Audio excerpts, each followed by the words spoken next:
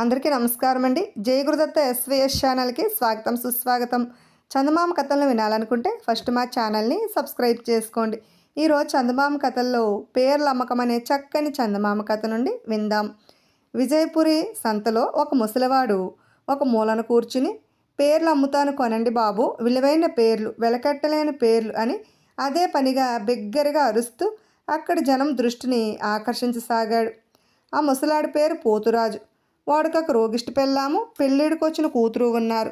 వాడు వయసులో ఉండగా రాజుగారి సైన్యంలో ఉంటూ ఒక్కొక్కనొక యుద్ధంలో కాలు పోగొట్టుకుని అటువాడు కావడమే కాక రాజుగారి నిరాధారణ కూడా గురి అయిన దురదృష్టవంతుడు. పోతురాజు పిచ్చివాడనుకుని సంతలో జనం ఎవ్వరు వాడి పేర్లమ్మకాన్ని గురించి పట్టించుకోలేదు. కానీ అవకాశం కోసం చూస్తూ జనంలో తారాట్లాడుతున్న జోగులు అనే చిల్లర దొంగ మాత్రం సంగతేమిటో తెలుసుకోవాలని పోతురాజుని సమీపించి, ఒరే ముసలాడా, లోకంలో ఎక్కడైనా డబ్బిచ్చి పేర్లు కొనే పిచ్చివాళ్ళు ఉంటారా అన్నాడు. నిజమే, మామూలు పేర్లు అయితే కొనరు, కానీ నేను అమ్మేవి లక్షలు విలువ చేసేవని తెలిస్తే ఎవరు మాత్రం కొనరు అన్నాడు పోతురాజు. అలా అయితే నీ పేర్ల గొప్పదనం ఏమిటో చెప్పు చూద్దాం అని అడిగాడు ఆసక్తిగా జోగులు. తేరగా చెప్పే పేర్లు కావవి, ఒక్కొక్క పేరుకు 25,000 వరహాలు ముందుగా చెల్లిస్తేనే చెబుతాను అన్నాడు పోతురాజు. జోగులు నవ్వి, నీ పేర్లు అంత విలువైనవో కావో తెలుసుకోకుండా అంత ధనం నీకు ఎవడిస్తాడు? నీకు నా మీద నమ్మకం ఉంటే ఒక పేరు చెప్పు, దాంతో లాభం వస్తే వచ్చే సంత రోజు వచ్చి నువ్వు అడిగిన ధనం ఇస్తాను అన్నాడు. పోతురాజు జోగుల్ని క్షణకాలం పాటు పరిశీలనగా చూసి, నీ మీద నమ్మకంతో ఒక పేరు చెబుతాను, నిజాయితీగా నా డబ్బు నాకు ఇస్తే నా దగ్గరున్న రెండో పేరు కూడా నీదే అని ఇలా చెప్పాడు. కొన్ని సంవత్సరాల క్రితం విజయపుర సరిహద్దు గ్రామాల్లో చిరుతపులి ఒకటి విజృంభించి గ్రామస్తులందరినీ వాళ్ళ పశు సంపదను ధ్వంసం చేసి సాగింది. రాజు దాన్ని చంపడానికి ఎన్నో విధాల ప్రయత్నించి విఫలుడై చివరకు పులిని చంపిన వారికి 1,00,000 వరహాల బహుమతిని ప్రకటించాడు. ఇది జరిగిన కొన్ని దినాలకు ఒక గ్రామ పొలిమేరలో చంపబడ్డ పులి కళేబరం కనిపించింది, కానీ దాన్ని చంపిన వారెవరో తెలియరాలేదు. ప్రకటించిన బహుమతి అందచేయటం కోసం రాజు వేగుల్ని పంపి వెతికించాడు. పులిని చంపిన వాడి పేరు చక్రధరుడని తెలిసింది, కానీ ఇప్పటి వరకు అతడి జాడలేదు. నువ్వు పేరుకు తగ్గట్టు వేషం మార్చుకుని రాజుగారిని కలిస్తే ఆ బహుమతి నీకు దక్కుతుంది. వెంటనే జోగుల వేషం మార్చుకుని రాజును దర్శించి తన పేరు చక్రధరుడని, కొంతకాలం క్రితం పులిని చంపితిని తనేనని చెప్పాడు. ఇది విన్న రాజు అనుమానంగా, మరైతే బహుమతి కోసం ఇంతకాలానికి వచ్చావేం? ధనం అంటే నీకు చేదా అని అడిగాడు. లేదు ప్రభు, వృద్ధులైన నా తల్లిదండ్రులను కాలినడకన కాశీయాత్ర చేయించవలసి వచ్చింది, అందువల్లే ఇంతకాలం గడిచిపోయింది అన్నాడు వినయంగా జోగులు. రాజు జోగుల్ని సన్మానించి 1,00,000 వరహాలు ఇచ్చాడు. ధనం చేతికి రాగానే జోగులకు పోతురాజుకు చిల్లి గవ్వ కూడా ఇవ్వకుండా ఆ రెండో పేరు కూడా కాజేయాలనే దురాశ కలిగింది. వాడు మరొక సంత రోజున పోతురాజును కలిసి, నువ్వు చెప్పింది నిజమే, ఆ రెండో పేరు కూడా చెబితే 25 పరక ఎందుకు, వచ్చింది చెరిసగం అన్నాడు. నువ్వు ఇస్తానన్నా డబ్బుతో ముసలిదానికి వైద్యము, నా బిడ్డకు పెళ్ళి చేయాలి. నీ మాటలు నమ్మి మోసపోతే నా కూతురు బతుకు ఏమైనో, ఏదో ఏ గుయ్యో నుయ్యో గొయ్యో అన్నా చూసుకోవాలి అన్నాడు పోతురాజు. భలే వాడివే, ఇంత సాయం చేస్తున్నావు, అలాంటప్పుడు నీ బిడ్డ నా బిడ్డ కాదా ఏమిటి అంటూ నమ్మబలికాడు జోగులు. అప్పుడు పోతురాజు ఇలా చెప్పాడు.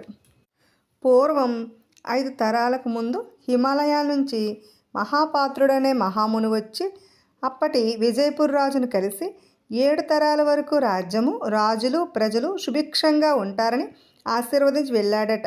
ఆయన వెళుతూ మళ్ళీ 5 తరాల తర్వాత తనే వచ్చి విజయపూర్ రాజును కలుస్తానని మాట ఇచ్చాడట.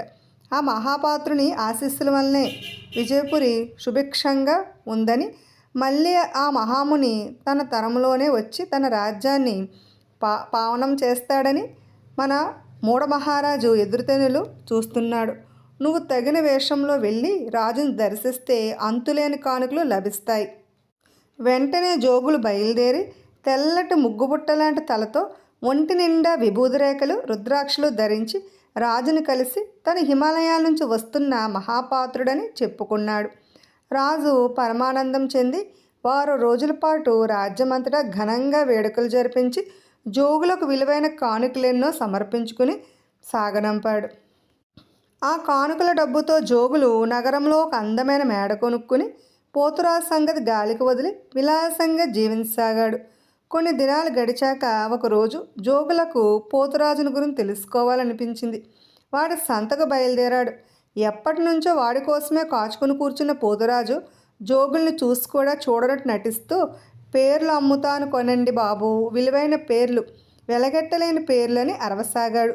జోగులు అతన్ని సమీపించి, ఒరేయ్ దొంగ ముసలాడా, నీ దగ్గరున్నవి 2 పేర్లని నన్నే మోసం చేస్తావా అన్నాడు కోపంగా. పోతురాజు నవ్వి, నువ్వు చేసిన మోసం కన్నా నేను చేసింది ఎక్కువేం కాదులే అన్నాడు.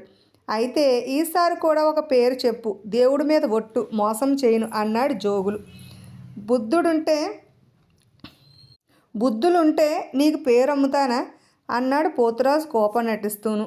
సరే, నీ నమ్మకం కోసం ఒక పని చెయ్యి, ముందు పేరేమిటో చెప్పు, తర్వాత నాతో వచ్చి రాజుగారిచే బహుమతి నువ్వే తీసుకో అన్నాడు జోగులు.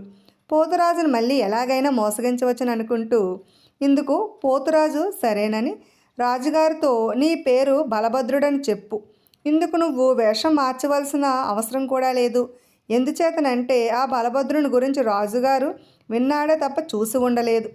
మహాపరాక్రమవంతుడైన అతడి పేరు వింటేనే రాజుగారికి హడలు. నీతో స్నేహం కోసం ఆయన నీకు గొప్ప సన్మానం చేస్తాడు అని చెప్పాడు. జోగులు నిండు సభలో రాజును కలిసి, రాజా, నేను మహాపరాక్రమవంతుడైన బలభద్రుని అన్నాడు. రాజు ఒక్క క్షణం నిశ్చేష్టుడై పక్కనే ఉన్న మంత్రితో చిన్నగా, మన యుద్ధతంత్రాలు, సైనిక రహస్యాలు శత్రువులకు చేరవేశాడని, బలభద్రుణ్ణే వాడిని దేశం నుంచి బహిష్కరించాం కదా, మళ్ళీ ఏ ధైర్యంతో వీడు మన ముందుకు వచ్చాడు అన్నాడు. మంత్రి జోగుల్ని తేరిపారా చూసి, మహారాజా, వీడు బలభద్రుడు కాడు, వాణ్ణి తమ రెరుగరు కానీ నేను ఎరుగుదును. వాడు తిరిగి మన దేశంలో ప్రవేశించాలని చూసి సరిహద్దు కాపలాబటుల వల్ల ఏనాడో వధింపబడ్డాడు అని జోగుల కేసి కళ్ళెర్ర చేసి, ఒరే నువ్వా, మధ్య ఏదో నేరం చేసి కొంతకాలం కారాగారంలో ఉండి విడుదలైన జోగులైన దొంగవు కదా అని ప్రశ్నించాడు. ఆ ప్రశ్న వింటూనే జోగులు భయంతో గజగల్లాడుతూ, మన్నించండి ప్రభు, ఇదంతా కుంటివాడి పన్నాగం అన్నాడు. ఎవరా కుంటివాడు? మహారాజును మోసం చేస్తుంటే ఉప్పు పాత్ర వేస్తామని తెలీదా వాడికి అని గద్దించాడు మంత్రి. ఆ వెంటనే సభలో ఒక మూల కర్ర ఆసరాతో నిలబడి ఉన్న పోతురాజు ముందుకు వచ్చి రాజుతో, మన్నించండి మహారాజా, ఒకప్పుడు తమ వద్ద సైనికుడిగా ఉండి యుద్ధంలో గాయపడి అవిటివాడిని అయ్యాను అని తన కుటుంబం దీనస్థితి చెప్పుకుని మరే దారి లేక ఈ జోగుల్ని తమ వద్దకు చక్రధరుడిగా మహాపాత్రుడిగా పంపాను. అయితే వీడు నన్ను మోసం చేశాడు. తమ దర్శనం చేసుకునేందుకు మార్గం ఏమిటా అని ఆలోచించి చివరకు వీడిని బలభద్రుడి పేరుతో పంపాను. దాంతో వీడు దొరికిపోవడం, నాకు తమ దర్శన భాగ్యం కలగడం జరిగింది అన్నాడు. రాజుకు పోతురాజు చెప్పింది విన్నాక దేశంలో అంగవైకల్యానికి గురైన మరెందరో సైనికులు ఉంటారని నిజం తెలియవచ్చింది. ఆయన వెంటనే పోతురాజుతో పాటు అలాంటి వాళ్ళందరికీ నెలసరి భృతి ఏర్పాటు చేస్తూ ఆజ్ఞలు జారీ చేశాడు. తర్వాత ఆయన ఒకసారి కారాగార శిక్ష అనుభవించి కూడా తిరిగి మోసాలకు పాల్పడిన జోగులకు 5 ఏళ్ల కఠిన కారాగార శిక్ష విధించాడు. ఇప్పుడు ఆత్మాభిమానం అనే మరో చక్కని చందమామ కథను విందాం. పట్టువదలని విక్రమార్కుడు చెట్టు వద్దకు తిరిగి వెళ్ళి చెట్టుపై నుంచి శవాన్ని దించి భుజాన వేసుకుని ఎప్పటిలాగే మౌనంగా శ్మశానం కేసు నడవసాగాడు. అప్పుడు శవంలోని బేతాళుడు, రాజా, పట్టుదలతో అర్ధరాత్రి వేళ ఈ శ్మశానంలో తిరుగుతూ నువ్వు సాధించదలిచింది ఏమైనా ముందు దాని గురించి క్షుణ్ణంగా ఆలోచించడం మేలు. అలా కానప్పుడు ఆవేశకావేశాలకు లొంగి వచ్చిన అమూల్య అవకాశాన్ని చేజార్చడం జరుగుతుంది. ఇందుకు ఉదాహరణగా వంశీకృష్ణ అనే ఒక అమాయక యువకుడి కథ చెబుతాను, శ్రమ తెలియకుండగా విను అంటూ ఇలా చెప్పసాగాడు. పూర్వం చంద్రశిలానగరి యువరాణి దేవదత్త ఒకనాడు చెలికత్తెలతో కలిసి రథములో వనవిహారానికి బయలుదేరింది. రథం కాసేపటికి అడవిలో ప్రవేశించింది. ఆమె రకరకాల పక్షుల కిలకిల రావాలు వింటూ పరవశించిపోసాగింది. ఇంతలో దాపుల నుంచి ఎంతో మధురమైన మురళీగానం ఆమె చెవులకు సోకి ఆశ్చర్యంతో పాటు తన్మయత్వం కలిగింది. వెంటనే ఆమె రథం దిగి తన చెలికెత్తెలతో పాటు మురళీగానం వినవస్తున్న దిశకేసి గబగబా వెళ్ళింది. ఒక మర్రి చెట్టు క్రింద 25 యువకుడొకడు కళ్ళు మూసుకుని లోకాన్ని మరిచి మురళి వాయిస్తున్నాడు. కొద్ది దూరంలో కొన్ని ఆవులు పచ్చిక మేస్తున్నాయి. యువరాణి తన చెలికెత్తెలతో కలిసి నిశ్శబ్దంగా ఆ యువకుడు వెనుకకు వెళ్ళింది. కొద్దిసేపటికి యువకుడు మురళిని వాయించడం మాని పక్కన పెట్టాడు. ఆ సమయంలో యువరాణి అభినందన పూర్వకంగా చప్పట్లు కొట్టింది.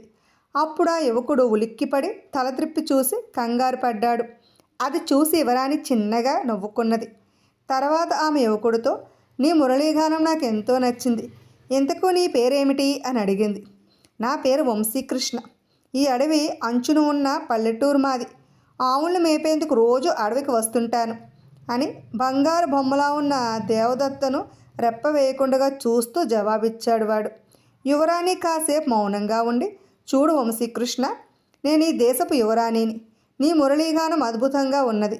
నీకు అభ్యంతరం లేకపోతే కోటకురా, నీకు సకల సదుపాయాలు ఏర్పాటు చేసి మంచి జీతం ఇస్తాను. నువ్వు చేయవలసిందల్లా నీ మురళీగానంతో ప్రతిరోజు మమ్మల్ని ఆనందపరచడం. తొందర లేదు, బాగా ఆలోచించుకునే ఒక నిర్ణయానికి రా.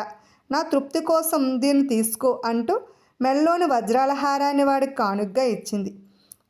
ఆ సరికి సూర్యాస్తమం కాబోతున్నది. వంశీకృష్ణ ఆవులను అదిలించి తన గ్రామం వైపుకు మళ్లించాడు. దేవదత్త కూడా చిలికెత్తెలతో కలిసి రథం ఆపిన చోటుకు బయలుదేరింది. వంశీకృష్ణకు ఆ రాత్రి నిద్రపట్టలేదు. వాడి ఆలోచనలన్నీ యువరాణి చుట్టూ తిరగసాగాయి. రాత్రంతా ఆలోచించేవాడు చివరికి పల్లె వదిలి రాజుగారి కోటకు వెళ్ళడానికే నిశ్చయించుకున్నాడు. ముసలి తండ్రితో వచ్చిన వంశీకృష్ణను దేవదత్త సాదరంగా ఆహ్వానించింది. కోటలోని ఒక ప్రత్యేక మందిరాన్ని వాడి నివాసానికి గాను ఇచ్చారు. ఆ రోజు నుంచి వాడి జీవిత విధానమే మారిపోయింది. యువరాణి కోరుకున్నప్పుడు తన మురళీగానాన్ని వినిపించడమే వంశీకృష్ణ పని. నెలకు 1000 వరహాల జీతం. ఇలా ఉండగా ఒకనాడు రవిచంద్ర అనే పరదేశీ ఒకడు మహారాజును దర్శించాడు. తాను మురళిని వాయించడంలో గొప్ప విద్వాంసునని ఆ పరదేశీ యువకుడు చెప్పుకున్నాడు. ఆ సమయంలో సభలో తండ్రి పక్కనే కూర్చుని ఉన్న దేవదత్త ఆ యువకుని మురళి వాయించమని కోరింది. అతడు 1 గంట సేపు మురళిని అద్భుతంగా వాయించాడు. సభికులు ప్రశంసాపూర్వకంగా కరతాళ ధ్వనులు చేశారు. మహారాజు అతనికి విలువైన కానుకలతో సత్కరించాడు. రవిచంద్ర మురళీగానం విన్నాక వంశీకృష్ణ గానం చాలా పేలవంగా తోచింది దేవదత్తకు. శాస్త్రీయ ధోరణిలో అతడు వాయించిన తీరు సమ్మోహంగా ఉందామెకు. ఇక అక్కడి నుంచి వెళ్ళబోతున్న అతనితో ఆమె, నీలాంటి గొప్ప సంగీత విద్వాంసుడు మా ఆస్థానాన్ని అలంకరించండి, మాకు గొప్ప గర్వకారణం అవుతుంది అని తండ్రిని, ఇంతకు మీరేమంటారు నాన్నగారు అని అడిగింది. ఆ వెంటనే మహారాజు రవిచంద్రుడిని, చూడు రవిచంద్ర, నువ్వు ఈ రోజు నుంచి మా ఆస్థాన విద్వాంసుడి, నెలకి 4000 వరహాల జీతం ఇష్టమేనా అని అడిగాడు. రవిచంద్రుడు పరమానందంగా అందుకు అంగీకరించాడు. ఇది జరిగాక క్రమంగా ఆస్థానంలో వంశీకృష్ణ ప్రాధాన్యత తగ్గిపోయింది. దేవదత్త ఇప్పుడు వంశీకృష్ణ మురళీగానం వినడానికి బొత్తిగా ఆసక్తి చూపడం లేదు. ఈ పరిస్థితుల్లో ఒకనాడు సూర్యశిలానగర్ యువరాణి పద్మరజని తన వివాహ శుభలేఖను స్వయంగా అందచేయాలని చంద్రశిలా నగరానికి వచ్చింది. పద్మరజని దేవదత్తకు వరుసకు పినతల్లి కూతురవుతుంది. కాసేపు వాళ్ళిద్దరూ చిన్ననాటి ముచ్చట్లు చెప్పుకొని నవ్వుకున్నారు. తర్వాత పద్మరజని తన చెలికెత్త చేతిలోని బంగారు పంజరాన్ని అందుకుని చిలకను బయటకు తీసి, అక్క, ఇది కేవలము మాటలు నేర్చిన చిలకే కాదు, పాటలు కూడా పాడుతుంది అని చిలక ప్రత్యేకతను వివరించింది. చిలక కాసేపు ముద్దుగా మాట్లాడి ఒక పాట కూడా పాడింది. దేవదత్త దాన్ని ప్రావీణ్యానికి అబ్బురిపోయి చిలకను ముద్దు పెట్టుకుంది. అబ్బా, నీ ముద్దు ఎంత తీగా ఉందో అన్నది చిలక. దాని మాటలకు అక్కా చెల్లెలు విరగబడి నవ్వారు. ఆ సాయంత్రం కాలక్షేపం కోసం ఉద్యానవనంలో వంశీకృష్ణ మురళీగానం కచేరీ ఏర్పాటు చేశారు. దేవదత్త ఏర్పాటు చేసింది. రవిచంద్రుడు ఆ రోజు ఏదో అత్యవసరమైన పని మీద పొరుగురు వెళ్ళడంతో వంశీకృష్ణకి అవకాశం లభించింది. వంశీకృష్ణ మురళీగానం పద్మరజనిని బాగా ఆకట్టుకున్నది. ఆస్థానంలో అందరూ అభిమానించే మరొక గాయకుడు ఉన్నాడని ఆమె విని ఉండడంతో దేవదత్తను, అక్క, ఇంత చక్కగా మురళీగానం చేయగల వాళ్ళు చాలా అరుదు. నీకు అభ్యంతరం లేకపోతే రేపు వంశీకృష్ణను నా వెంట పంపించు, అక్కడ నాకు మంచి కాలక్షేపంగా ఉంటాడు అని అడిగింది. అలాగే రజని, కానీ వెళ్ళేటప్పుడు నీ చిలకను మాత్రం ఇక్కడ వదిలి వెళ్ళాలి సుమా అన్నది దేవదత్త మందహాసం చేస్తూ. నిరభ్యంతరంగా తీసుకో, దాని మాటలు పాటలు విని నాకు విసుగు పుట్టింది అన్నది పద్మరజని. అంతవరకు వాళ్ళ సంభాషణ మౌనంగా వింటున్న వంశీకృష్ణ కల్పించుకుని, మన్నించండి యువరాణి, నేను రేపే మా స్వగ్రామం వెళ్ళిపోవాలని నిశ్చయించుకున్నాను అన్నాడు. నువ్వు జీతం గురించి ఆలోచిస్తున్నావేమో, ఇక్కడ ఇస్తున్న దానికంటే మరి 400 వరహాలు ఎక్కువగా ఇస్తాం, సరేనా అని అడిగింది పద్మరజని వంశీకృష్ణను ఒప్పించాలని.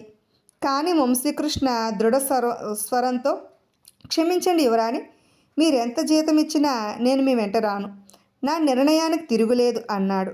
బేతాళుడి కథ చెప్పి రాజా వంశీకృష్ణ తనకు సూర్యశిలానగర్ యువరాణి పద్మరజని ఇవ్వచూపిన అమూల్య అవకాశాన్ని చేజార్చుకోవడం మూర్ఖత్వం అనిపించుకోదా?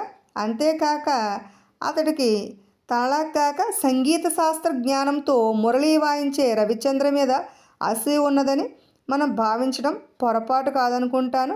పైగా అతడికి తన ఉన్నతికి కారణమైన యువరాణి దేవదత్త పట్ల కృతజ్ఞతాభావం ఏమాత్రం ఉన్నట్టు కనబడదు. అది సరికాదనుకుంటే ఆమె మాటల్ని కాదనక పద్మరజని వెంట వెళ్ళిపోయేవాడు కదా. ఈ అన్ని కారణాల వల్ల వంశీకృష్ణ అసూయపరుడు, మూర్ఖుడు, కృతజ్ఞుడు అనే కాక తనలో ఇతరుల పట్ల పెంచుకున్న ఆవేశకావేశాలకు లొంగిపోయి నిర్ణయాలు చేసే తత్వం కలవాడన్నది నిర్విధాంసం కదా. ఈ సందేహాలకు సమాధానం తెలిసి కూడా చెప్పకపోయావో నీ తల పగిలిపోతుంది అన్నాడు. దానికి విక్రమార్కుడు, వంశీకృష్ణ పద్మరజని కోరిన విధంగా సూర్యశిలా నగరానికి వెళ్ళడానికి నిరాకరించడానికి పైన చెప్పినవేవి కారణాలు కాదు.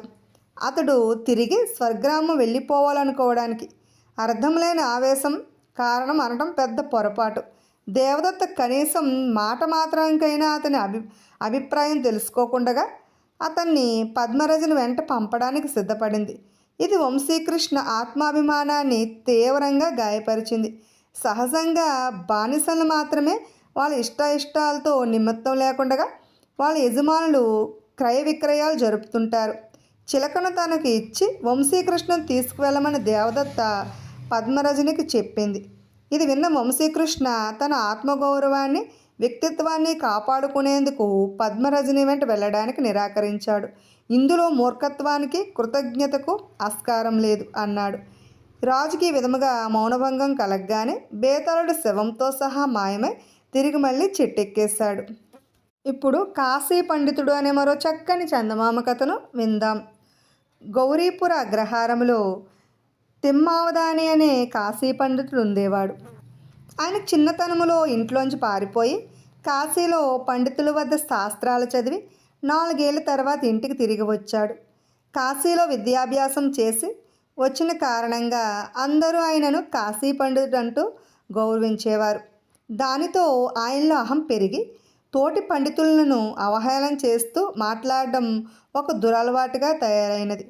ఒకసారి ఆయన తన చెల్లెల్ని చూసేందుకు హరిహరపురం వెళ్ళాడు. రాత్రి భోజనాలయ్యాక చెల్లెలనతో, అన్నయ్య, రాత్రికి దేవాలయంలో కళ్యాణ మహోత్సవాలు జరుగుతున్నవి. ఆ సందర్భంగా సీతారామ లక్ష్మణం అనే తోలుబొమ్మలాట ప్రదర్శన ఉంటుంది. దాన్ని మీ బావగారే రచించారు. నీ వంటి కాశీ పండితుడు చూసి మెచ్చుకుంటే ఆయన రచనకు మరింత విలువ వస్తుంది అన్నది. ఇందుకు తిమ్మావదాని ఏసడింపుగా నవ్వి ఊరుకున్నాడు. రాత్రికి దేవాలయం ముందున్న ఆవరణలో తోలుబొమ్మలాట ప్రదర్శన ప్రారంభమైనది. బొమ్మలాట ప్రదర్శకులు కాశీ పండితుడైన తిమ్మావదానికి అభివాదం చేశారు. అయ్యా, అల్ప పరిజ్ఞానం కలవాళ్ళం, మీ వంటి పండితులు రావటం మాకెంతో ప్రోత్సాహకరం. ఏవైనా దోషాలుంటే క్షమించండి అని వినయంగా చెప్పారు. దీనికి తిమ్మావదాని గర్వంతో మిడిసిపడుతూ, మీది కూటి కోసం కళ, అయినా మా బావగారు లాంటి పండితులే మీకు రచనలు చేసి పెడుతున్నారు కనుక మా బావగారి మీద ఉండే అభిమానంతో మార్పులు చేర్పులు ఉంటే సూచిస్తాను అన్నాడు. ఆట ప్రారంభమైనది. దశరథుడి పుత్రకామేష్టి యాగఘట్టం వచ్చింది. దశరథుడు యాగశాలను నిర్మించి 21 రకాల చెట్ల కొయ్యలతో యువస్తంభాలను పాతించాడని ప్రదర్శకుడు చెప్పాడు. అంతే తిమ్మావదాని చివాలను లేచి, ఏమిటి, యాగశాలలో 21 రకాల చెట్లు కొమ్మలతో యువస్తంభాలు పాతారా? సరే, 21 అక్కరలేదు, కనీసం యువస్తంభాలకు ఉపయోగించిన 10 రకాల చెట్ల పేర్లు చెప్పండి చూద్దాం అన్నాడు. ఇది విన్న ప్రధాన ప్రదర్శకుడికి చాలా కోపం వచ్చింది. వాడు తీవ్ర స్వరంతో, అయ్యా, పొట్టకూటి కోసం చేసే ఈ ప్రదర్శనలో మేము అతిశయోక్తులు పలికాం. యాగశాలలో ఉపయోగించే 21 రకాల చెట్ల పేర్లు మా వంటి అయిన వారికి ఎలా తెలుస్తుంది? మీ వంటి పండితులు ఆ 21 పేర్లు చెబితే ఇకపై చేసే ప్రదర్శనలో వాటి పేర్లు చెప్పుకుంటాం అన్నాడు. తిమ్మావదానికి పచ్చి వెలక్కాయ నూట పడినట్లయినది. అప్పటికప్పుడు ఆ 21 చెట్ల పేర్లు చెప్పాలంటే తలకు మించిన పని. ఈ అవమానం నుంచి ఎలా బయటపడాలా అని ఆలోచించసాగాడు. ఇది గమనించిన ఆయన బావమరిది ప్రదర్శకుడితో, మా బావగారు గొప్ప కాశీ పండితుడు, ఆయనకు తెలియని విషయం లేదు. ఆ యువస్తంభపు చెట్ల పేర్లు ఆయనే నాకు చెప్పాడు. ఆ పేర్లు నేను మీకు రాసిచ్చాను. అందుచేత ఆ పేర్లు చెప్పమని ఆయనను అడగడం పండిత ధిక్కారం అవుతుంది. ఆ పేర్లు మీరే చెప్పి సమర్థులని పేరు తెచ్చుకునేందుకు ఆయన ఈ విధముగా మిమ్మల్ని ప్రశ్నించాడు. ఆ పేర్లన్నీ చెప్పండి అన్నాడు. జనమంతా చప్పట్లు చరుస్తూ ప్రధాన ప్రదర్శకుడు ఒక్కొక్క యువస్తంభం చేయబడిన చెట్టు పేరు చెప్పసాగాడు. ఇది జరిగాక తిమ్మావదానికి తను గొప్ప కాశీ పండితుడని ఉన్న గర్వం వదిలిపోయింది. ఆ తర్వాత ఆయన పండితులతో వినయంగా, పామరులతో మర్యాదగా మాట్లాడడం అలవాటు చేసుకున్నాడు. విన్నారు కదండి. ఇటువంటి చక్కని చందమామ కథలు వినాలనుకుంటే ఫస్ట్ మా ఛానల్ని సబ్స్క్రైబ్ చేసుకోండి. బెల్ ఐకాన్ క్లిక్ చేయండి. మేము చేసిన వీడియోస్ నోటిఫికేషన్ కొరకు బెల్ ఐకాన్ క్లిక్ చేయండి. లైక్ చేయండి, షేర్ చేయండి, కామెంట్ చేయండి. Thanks for watching.